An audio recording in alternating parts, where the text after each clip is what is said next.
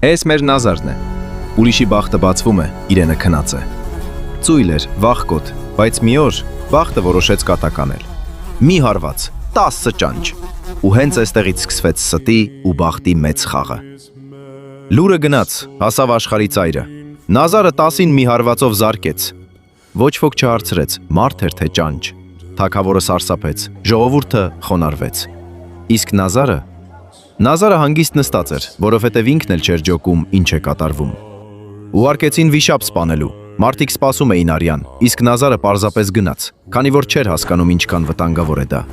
Վիշապը տեսավ Նազարի դեմքի անտարբերությունը, սարսափեց ու փախավ։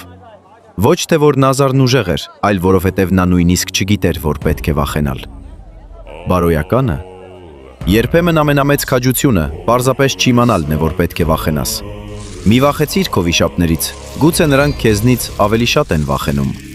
Նովա Լեգասի, հայկական հոգու ձայնը, մնա քո արմատներին հավատարիմ։